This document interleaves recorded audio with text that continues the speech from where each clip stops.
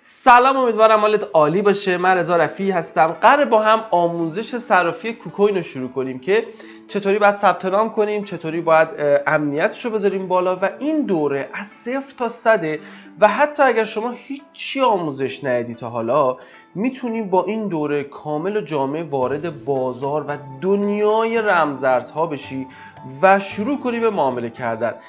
و من یک معامله برد رو میخوام باهات آغاز بکنم. یه لینکی گذاشتم پایین همین ویدیو که شما اگر روش کلیک کنی خب از طریق ما ثبت نام میکنی و اگر در ماه $10,000 تراکنش داشته باشی به ما 500,000 تومان صرافی کوکوین پاداش میدی و این میشه هزینه آموزش ما. یعنی من سعی کردم واقعا یه دوره آموزشی برات بذارم، تمام نکات مهم رو بهت بگم، نکاتی که باید برای دوره آموزشی ما ضبط کنیم رو برات جمع آوری کردم، ضبط کردم و بهت به صورت رایگان آموزش میدم.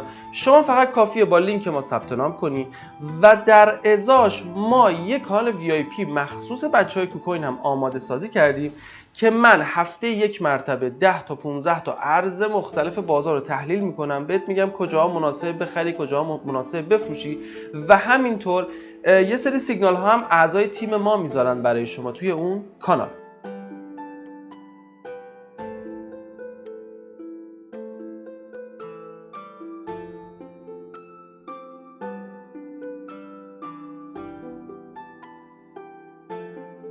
این یک دوره کامل آموزشیه. فکر نکن رایگانه، اصلا رایگان نیست. هزینهش اون هزینه‌ای که شما از طریق لینک ما ثبت نامت رو انجام میدی. خب روی لینک کلیک کنی وارد یک همچین فضایی میشه که داری میبینی. از شما میخواد که یا ایمیل یا فون نامبر تو بزنی. با توجه به اینکه ما ایرانی هستیم خب نمیتونیم از طریق تلفن همراه ثبت نام کنیم و پیشنهاد من اینه که شما بیاید و از VPN هم استفاده کنید، از VPNی که توی کشورهای نزدیک ایران هست، مثل VPN حالا اگه عراق تونستید، ترکیه تونستید، امارات تونستید استفاده کنید. چرا؟ چون بچه های ما اومدن ایمیل زدن، یکم ساختارش ضعیفه. این صرافی رنک 5 دنیاست تا خب، ولی الان با ایرانی‌ها خیلی مشکلی نداره و جالبه که مثلا بچه‌ها گفتن آقا ما اماراتی هستیم، کارت ملیشون و اینا رو هم گذاشتن و عکس فرستادن و طرف ریجسترشون هم کرده، یعنی احراز هویت شدن اصلا و اصلا خیلی یکم کلا تو این سناریوها همچین هوشمند نیستن توی بحث احراز هویت. ولی شما وقتی که صرافی وارد میشی اصلا مینویسه شما از IP ایران هم وارد شدی، ولی اصلا بهت کاری ندارم، ولی بهتره که VPN رو براش لحاظ داشته باشی. من الان بدون VPN دارم وارد میشم چون این اکانت آموزشیه و خب خیلی بحثی داخلش نیست. VPN هر کشوری رو هم میتونی استفاده کنی و کلا من با مدیر قسمت گلوبال کوکوین که در ارتباط بودم خیلی براش مهم نبود که اصلا حالا من گفتم ایرانی هستیم داریم همچین کاری میکنیم، از لینک ما میخوام بیارم. گفت اصلا نه موردی نداریم، هنوز که موردی نداریم و موردی که هست اینه که شما نمیتونید بیاید نقدن پرداخت کنید. خب شما مجاز هستی که بیاید تتر بریزی، بیت کوین بریزی توی صرافی و معامله کنی، ولی این که بخوای با پیپل، مسترکارد یا به پول دیگه‌ای وارد بکنی و گردش مالی از ایران بخوره رو ما براتون انجام نمیدیم و شما میتونید مثل بقیه صرافی‌ها داخلش معامله داشته باشید. رو قسمت ایمیل اینجا من کلیک میکنم، میام اینجا ایمیل رو میزنم. یکی از ایمیل هایی که باید باش بسازیم الان ایمیل رفی اینجوری rafi.academy@gmail.com. خب برای امنیت بیشترتون لطفاً ایمیلتون رو روی موبایل باز کنید و با همون بروزر، با همون VPN نیاید ایمیلتون رو باز کنید. ایمیلتون رو سیستم باز نکن، ایمیل رو موبایل و کار با لپتاپ یا برعکس. اگر میخوای با گوشی کار کنی ایمیلتون روی لپتاپت باز کن. خب گزینه سند کد رو اینجا من میزنم که برام کد ارسال بشه. از من میپرسه تو ربات هستی یا نه و باید اون آزمون ربات رو هم انجام بدی. I'm not robot و تیکش رو میزنیم. بعضی وقتا خودش میاد، بعضی وقتا میگه نه.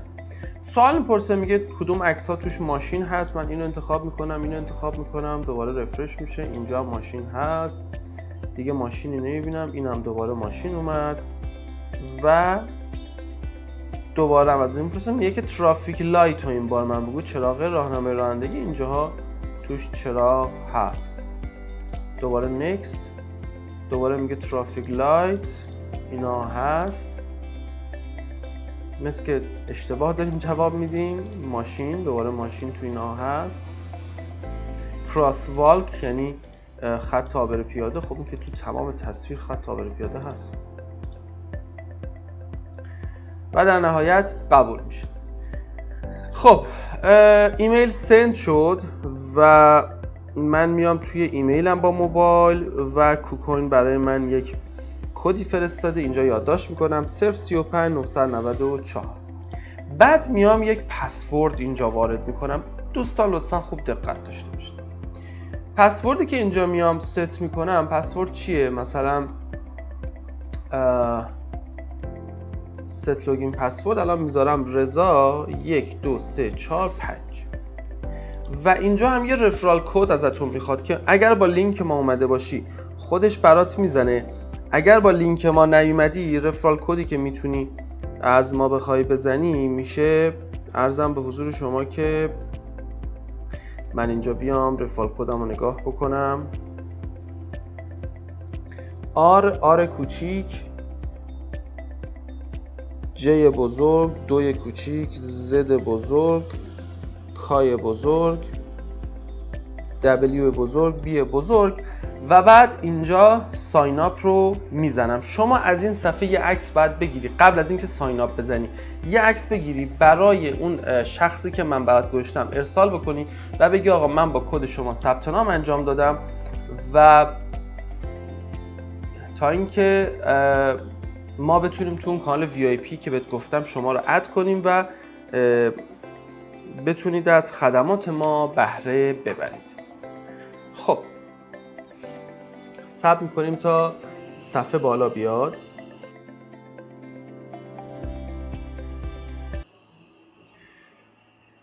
یه صفحه خوش آمدگویی داره و حالا کلی مثلا پیشنهادات دیگه داره که میگه مثلا میتونی هدیه بگیری، میتونی فلان بگیری با واریز کردن مثلا یک مبلغی. بعد میگه که اگر میخوای سریع معامله کنی بیا همین الان با ویزا کارت و مستر کارت شروع کن به خرید. اگر میخوای واریز کنی همین الان دیپوزیت ناو رو بزن و واریز کن و اگر سوالی داری همینجا جوین ناو رو بزن و بیا و وارد شو. خب ما میخوایم برای اولین قسمت بیایم امنیت خودمون رو بالاتر ببریم. خب من میام اینجا روی این اسم خودتون یه دایره‌ای داره سمت راست بالا. خب و این قسمت اکانت سکیوریتی رو میخوام باز کنم. خب تا اینجای کار به این قسمت خوب دقت کنید. اگر دیگه واقعا کسی پیام بده برای اینجور چیزها دیگه واقعا مسخره است، چون الان دارم کامل بهت میگم. ما الان یه پسورد گذاشتیم. خب پسورد سایت شد. خب پسورد پسورد معمولی شد. چی شد؟ رضا 1 2 3 4 5 تا چند رفتم؟ 6 7 8 نمیدونم تا چند رفتم پسوردو. بعد از اینکه پسوردو پس این میشه لوگین پسوردی که میخوای باش لوگین کنی. گزینه بعدی میشه گوگل ورفیشن یا گوگل اتنتیکیتور یا 2FA، همش یکیه. خب پس پسورد بعدی که داری پسورد 2FA یا اتنتیکیتوره. خب یا همین گوگل، اصلا آقا گوگل رو دیدی یا 2FA یا اتنتیکیتور دیدی، یعنی همش یکیه. نرم افزاریه که شما روی موبایل خودت نصب میکنی. من بیام از جلو بهت نشون بدم که دقیقاً متوجه باشی. ببین این یکی میشه، الان ببین قشنگ این میشه گوگل اتنتیکیتور. من روش کلیک میکنم و یک همچین پسورد هایی برای من داره. مثلا این بایننس هم هست، اینستاگرام هم هست، کوینکس هم هست، بایننس دوباره هست، کوینکس هست، کوکوین هست و هر کدوم از نرم افزارهایی که داشته باشی این تو میاد. حالا ما میخوایم با هم ستش کنیم، میخوایم با هم اینو فعالش کنیم. باید فعال بشه برای واریز و برداشت‌ها، این اجباریه. میام رو گزینه ست کلیک میکنم. خب صفحه بعدی که باز بشه میگه خب یک سند کد میفرستم به ایمیلت. باش رو گزینه سند کد میزنم و بعد میام توی ایمیلم، تو جیمیلم البته. خب یه پسورد دیگه اومده اینجا برای تایید اینکه واقعا خود من هستم آیا یا نه. 027 125. ببین یک نفر VPN با هکری که وصل بشه با VPN های آخه غیر پولی داشته باشه، حتی پولیاش هم از وقتا مشکلات داره، وصل راحت میتونن بشن به سیستمتون و اگر ایمیلت هم باشه راحت میتونن پول شما رو بردارن.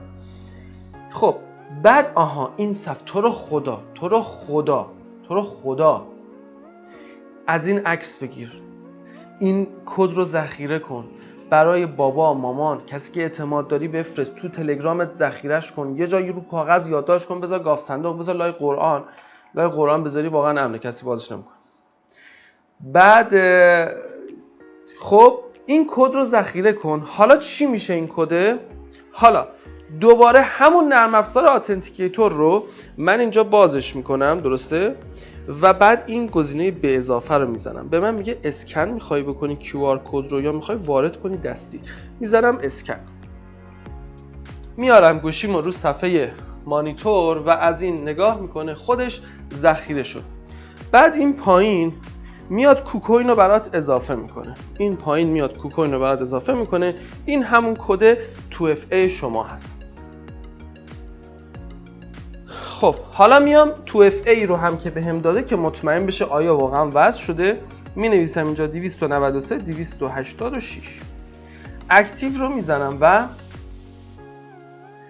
اکتیو انجام میشه. خب الان گوگل اتنتیکیتور ما فعال شد. برای برداشت این رو لازم داریم. برای برداشت هم ایمیل هم گوگل اتنتیکیتور فعال. میایم پایینتر میگه فون، شما موبایلتون وصل نیست. خب ما نمیتونیم مثلا به خاطر که ایرانی هستیم این رو وصل کنیم. گزینه بعدی ایمیله که ایمیل هم غیر قابل تغییره. و بعد میایم تریدینگ پسورد. این پسورد شد سوم ما. پس ما 3 تا پسورد داریم. خب پس این شد اتنتیکیتور که پسوردش رو خودش میده و شد تریدینگ پسورد. تریدینگ پسورد چیه؟ موقعی که میخوای معامله کنی ازت اینو میخواد، موقعی هم که میخوای برداشت کنی بازم ازت میخواد. این یه پسوردیه که خب تا اینجای کار اگر یه نفر گوشی شما رو بدزده، ایمیل شما رو هم داشته باشه، میتونه برداشت کنه، درسته؟ خب چون هم اتنتیکیتورت هست، هم ایمیلت هست، همه چی هست. حالا یه پسورد دیگه هست که شما تریدینگ پسورد این رو ست میکنی که دیگه خودت میدونی، تو ذهنت ذخیره شده. خب آخر کد ملی، اول کد ملی، آخر شماره تلفن، یه چیزی رو بزن. خب مثلا من میزنم 0915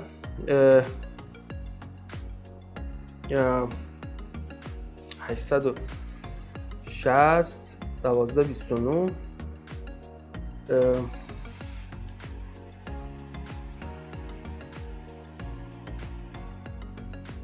ببخشید 705 1229 مثلا شماره تلفنم رو میزنم. خب نمیگیره، میگه آقا شما بیشتر از 6 کد نمیتونی بهش بدی. خب پس من همون انتهاش رو میزنم 05 1229 انتهای کدم رو میزنم. حواس نمونده دارم. اول بهت میگه 2FA کد رو اصلا بزن. 2FA کدی که دارم ببینم مثلا مطمئن بشم تو خودتی، شاید خودت نباشی چون مثل ما که همین لحظه که نذاشتی. 2FA کد با گوشی میام نگاه میکنم 210 963 این رو میزنم. بعد میگه the trading password میگه یک چیزی که جدید اد شده و یک پسورد 6 رقمیه که شما لازم داری که اینو بزنی. باشه.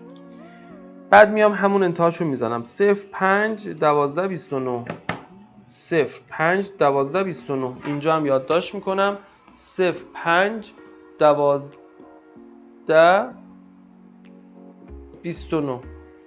پس این شد پسورد تریدینگ من. با این پسورد میتونم معامله کنم و برداشت بزنم. هر وقت بخوام بیام توی سایت با این پسورد میام توی سایت که همون اول دادم، راحت میای داخل سایت، چیز دیگه هم نمیخوام. حتی با موبایل بخوای بیای اصلا با اثر انگشت میاد، اصلا پسورد هم نمیخواد. و اینها رو این ستا رو الان شد این و کدی که 2FA بهت داد، کدی که گوگل اتنتیکیتور بهت داد و ترید پسورد رو روی کاغذ یه جا یادداشت کن بذار گاف صندوق. خیلی اتفاق افتاده که راحت گم کردن و نمیدونم واقعا چرا این تریدینگ پسوردش گفته نمیدونم این آخه اولی که وارد میشی میگه این چیه بزن، سری میزنی بعد یادت میشه چی زدی. خب همین اول 5 دقیقه وقت بذار بنویس تو گوگل، توی ایمیلت یه جایی ذخیره بکن برای خودت که داشته باشی. بعد بیایم پایینتر و میخوایم توی قسمت امنیت بیشتر کار کنیم. روی این قسمت نوشته ایمیل سیفتی. اگر ست بکنی یک پیغامی رو شما مینویسی که موقعی که ایمیل برات از طرف کوکوین میاد مطمئن بشی که این خودشه. مثلا من مینویسم چی؟ مینویسم که ست میخوام بکنم، مینویسم آکادمی. خب اینو که سابمیت بزنم از این به بعد هر ایمیلی برای من بیاد در کنارش باید نوشته باشه چی؟ آکادمی. خب این امضایی بود که من بهش دادم، گفتم هر بار ایمیل اومد کلمه آکادمی رو هم برای من باید بنویسی تا من مطمئن بشم که تو خود کوکوینی واقعا، وگرنه ممکنه یه کلاهبرداری بعد ایمیل بفرسته حواست نباشه کلیک کنی و بعد باز دوباره پولت بده. دوباره لوگین سیفتی، باز اینجا هم میتونی دوباره ست بکنی بنویسی مثلا خودمم. خب اون وقت هر وقت که داشتی لوگین میکردی اگر کلمه خودمم نیومد، کلمه خودم نیومد یعنی اینکه باز هم یک مشکلی هست. دوباره برمیگردیم و اما آخرین گزینه هم میگه آقا موقعی که میخوای برداشت بزنی هم مثلا یک کلمه بزن آقا برداشت، و یک کلمه اصغر محمد تقی یه چیزی مینویسی که موقعی که ایمیل واریز و برداشت میاد برات اون کلمه هم میاد و تو مطمئن میشی که خود کوکوین هست.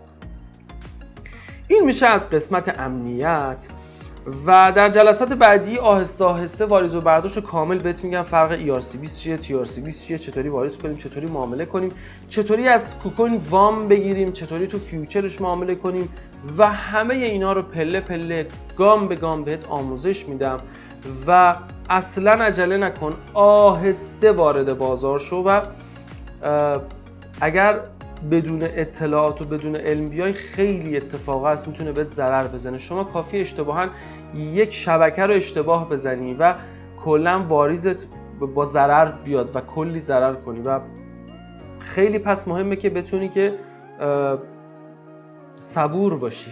صبور بودن تو این بازار کلید موفقیته. خیلی خوب، این از قسمت عرضم به حضور شما که امنیت، که ما توی قسمت یوزر پروفایلش هم که بیایم امنیت رو کامل اینجا میتونید ببینید که مثلا نوشته اکانت سکیوریتی های شد و همه اینها رو فعال کردیم، به جز اینکه موبایلمون رو میتونیم فعال داشته باشیم. تا روزی 5 بیت کوین هم میتونی برداشت کنی، یعنی شما میتونید روزانه تا در 24 ساعت تا 5 میلیارد تومان مثلا برداشت داشته باشید و خیلی راحت و خیلی هم خوب هست. اینم از این جلسه. امیدوارم که سلامت باشید و همیشه پرسود باشید. فعلا روز خوش و خدا نگهدار.